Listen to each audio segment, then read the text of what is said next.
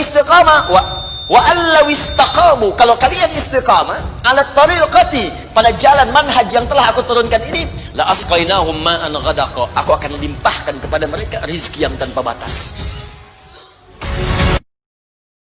Wa may yattaqillaha yaj'al lahu makhraja wa yarzuqhu min haitsu la, siapa yang mampu meningkatkan takwanya kepada Allah, salatnya meningkat dari yang fardu tambah sunnah, amalan hartanya meningkat dari zakat tambah infak, amalan Qur'annya meningkat dari sekedar baca mulai kemudian tilawah atau mulai menghafalkannya, amalan puasanya meningkat dari Ramadan mencari sunnah-sunnahnya, tingkatkan. Maka pengertian persamaannya, ya ja'allahu makhraja, semakin meningkat takwanya, semakin aku tuntaskan semua persoalan kehidupannya. Jadi Bapak Ibu kayaknya nggak dapat masalah, padahal Anda tuh mengalami masalah sebetulnya. Cuman masalahnya sebelum dialami diringankan oleh Allah sehingga seakan-akan tak terasa. Ada yang langsung masalah dihadapkan di depannya, tapi diberikan ketenangan dalam jiwanya sehingga perasaannya nikmat saja. Padahal sebelumnya tidak begitu. Macet, sebelumnya menghujat, kadang mencela, klakson nggak berhenti, ya, bikin status juga, langsung kasih komen negatif, ya, Jakarta kesini banjir, siapa gubernurnya, misalnya, nama, apa solusinya? Ini begini, ini begitu, apa solusinya? Apa ketenangan yang kita dapatkan? Tapi ada orang yang ketika dapat macet, tiba-tiba, Allahu Akbar, dia cuma klik dengan satu tombol, klik keluar murotal. Alhamdulillah ya Allah, engkau kasih macet. Kalau enggak macet seperti ini, bagaimana aku kemudian mendekat kepadamu dengan mendengar murotal ini? Ternyata ketika macetnya 15 menit, hafal ayat 3 ayat. Selalu ada hikmah dalam kehidupan. Sedang zikir, ada yang berdoa, itulah yang dimaksudkan. Dientaskan persoalan, diberikan ketenangan, dan dipahamkan tentang nikmat yang diberikan. Ada orang yang minta dulu. Nah nanti orang soleh ini, solihin, itu diantara mereka bertawasul dengan amal solehnya. Ada yang sering bersolawat, tawasul dengan solawatnya. Ada yang sering infak, tawasul dengan infaknya. Bukankah kita pernah mendengar kisah yang sangat viral? Padahal masa itu belum ada media sosial, tapi sampai kekinian sekarang. Kisah ini terjadi sangat lampau, sampai sekarang lewat 15 abad masih viral, dibukukan. Perhatikan, kalau kita ikhlas, maka semua kisah kebaikan kita akan diangkat sampai di masa yang tidak batas, sampai terjadi hari kiamat kembali kepada Allah Subhanahu wa taala. Walaupun komunikasi alatnya tidak lengkap. Pernah dengar kisah 3 orang yang sedang berjalan, kemudian tiba-tiba ada hujan, berlindung masuk ke sebuah gua. Begitu masuk di dalam gua itu, kisahnya sangat populer sekali, sampai ada di Sahih Al-Bukhari, sampai sekarang sedang dikisahkan. 3 orang laki-laki sedang berjalan beraktivitas. Tiba-tiba datang hujan deras, berlindung masuk ke dalam sebuah gua.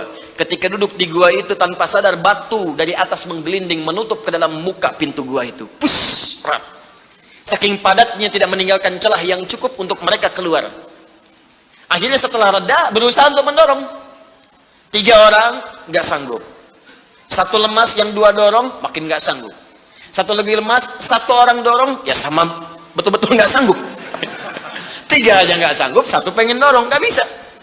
Akhirnya yang paham rumus ini, dari 3 orang itu mulai berkata kepada teman yang 2, ini mustahil kita bisa kemudian tuntaskan kecuali kita bertawasul dengan amal soleh yang pernah kita kumpulkan dalam hidup.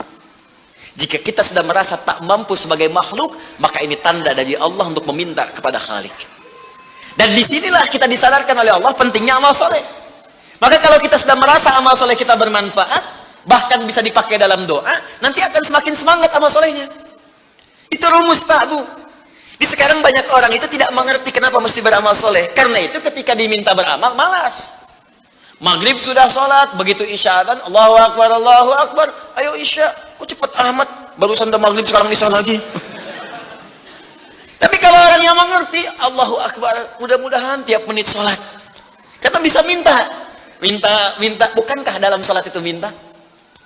Ya, Rabbighfirli warhamni wajburni warfa'ni, permintaan semua. Dalam sujud minta lagi, minta. Selesai. Maka 3 orang itu bermohon dengan amalannya. Yang satu mengatakan, ya Allah, saya punya seorang ibu yang saya baktikan hidup saya untuk melayani beliau. Saya bekerja pulang kemudian tidak pernah saya mengambil sesuatu sebelum ibu saya dulu. Apa yang saya lakukan sebelum tidur? Saya kemudian siapkan susu untuknya saat bangun, kemudian saya berikan terlebih dahulu. Saya tidak pernah menyentuh makanan sebelum ibu saya terlebih dahulu menyentuhnya. Satu kali saya datang, ya Allah, mendapati beliau sudah tertidur. Maka saya tidak berani menyentuh kemudian makanan itu. Dan saya punya kebiasaan ketika bangun saya siapkan air susu. Ya, saya bayangkan ibu memberikan ASI kepada saya, maka sekarang saatnya saya memberikan susu kepadanya. Kemudian saya tunggu di sampingnya, saya sampai ibu saya tertidur sampai bangun. Ketika dia bangun, saya tidak pernah terangkan kepadanya bahwa saya memegang nampan itu dari sejak malam sampai dia bangun. Kemudian saya tuangkan, saya minumkan kepada beliau, setelah beliau menyentuh baru saya makan. Kalau ini menjadi amal soleh yang pernah saya kerjakan, ya Allah, dan Engkau ridha dengannya, mohon bebaskan kami dari kungkungan batu ini. Yang tadinya tidak bergerak, begitu didorong bergeser. Mau keluar masih susah. Ya, ini pertanda dari Allah ingin mendengar semua amalan-amalannya supaya adil terdengar keseluruhannya. Kedua, ya Allah, saya pernah mimpin suatu perusahaan, kalau bahasa kita sekarang. Saya pernah punya bisnis, ya Allah. Kemudian ada karyawan saya, tiba kemudian pamit meninggalkan pekerjaan, tapi gajinya belum saya berikan. Lantas saya simpan gaji itu, dia tak kunjung datang. Kemudian saya berinisiatif, ya Allah, untuk menjadikan gajinya dia sebagai modal, karena khawatir kalau pulang nilainya sudah berkurang. Maka dibelikan oleh saya, ya Allah, kambing. Kemudian dikelola kambing itu sampai bertahun-tahun datang, kambingnya sudah penuh, ya Allah, dengan berbagai kandang, ternak sudah banyak, selapangan sudah kumpul. Begitu dia datang, saya berikan kepadanya semuanya itu, dia mengatakan, kamu bercanda ya? Gaji saya kan cuma 1 juta, kenapa dibalikin tiba-tiba ada 1000 kambing? Orang ini mengatakan, kamu bercanda? Kata orang tadi, tidak, saya tidak bercanda, tapi ini hak kamu yang saya kembalikan. Dikisahkan kisahnya, saya belikan kambing, saya jaga dengan rawat dengan baik. Lantas dia mengambil semua kambing itu, ya Allah, tanpa memberikan kepadaku sedikit pun. Makasih ya, pergi gitu kan. Masya Allah. Ya gitu, kalau Baduy itu unik gitu ya, bukan yang di sini, Arab maksudnya, ya. Unik gitu. Jadi lugu, polos, berangkat. Ya. Apa yang terjadi? Maka aku pun, ya Allah, menerima dengan berharap ridhomu saja tanpa meminta imbalan sedikit pun darinya. Dia pergi meninggalkanku, aku mengharap ridho darimu. Maka aku bermohon kepadamu, ya Rabb, kalau dengan itu kemudian engkau ridho, maka bebaskan kami dari kungkungan batu ini. Didorong, geser lagi. Perhatikan bagian yang ketiga ini. Ini tidak mudah karena termasuk bagian dari dosa besar. Meninggalkan dosa besar mendatangkan anugerah yang berlimpah tanpa batas. Ya Allah, dulu aku seorang rentenir. Wah, banyak sekarang nih, ya, yang benjol-benjol, yang catat-catat tuh. Dulu aku seorang rentenir, ya. Kemudian ya Allah, aku pinjamkan kepada orang-orang untuk mengambil bunga yang berlipat dan lebih banyak. Tapi aku mencintai seorang putri dari pamanku. Setiap aku lamar dia selalu menolak. Putrinya itu orang soleh, Pak, Bu, baik. Makanya di Quran jelas orang soleh nggak akan dipertemukan dengan yang kurang baik. Tapi jangan pesimis dulu. Caranya jadi orang baik dulu, nanti akan diarahkan pada yang baik. Sabar. Datang sendiri nanti. Ya. Maka apa yang terjadi? Satu saat aku punya kesempatan karena pamannya ternyata butuh modal, aku pinjamkan. Lama dia kemudian tidak bayar-bayar sampai menggelinding hutangnya begitu banyak terkumpul. Datanglah kemudian anak gadisnya kepadaku untuk minta keringanan. Maka aku katakan kepadanya, malam ini pun hutang bapakmu aku akan lunasi seluruhnya tanpa kecuali kalau malam ini engkau mau bergaul denganku. Maka anak perempuan itu sedih, merasa terancam, tapi tak mampu berbuat banyak untuk bapaknya, dia pasrah kemudian mengiyakan. Di malam itulah sejak aku siap-siap untuk menggaulinya, tiba-tiba si gadis itu dengan fitrah lisannya mengatakan, nih kalau orang nggak pernah maksiat, ini kalimatnya itu tinggi sekali, besar, pengaruhnya banyak. Kata perempuan ini, ittaqillah, paman, bertakwalah kepada Allah. Satu kalimat di gadis itu menggetarkan pada jiwaku, melahirkan rasa takut yang sangat dalam. Aku lari meninggalkannya sambil mengatakan, sudah, bapakmu tak ada utang lagi padaku, dan aku lari meninggalkannya.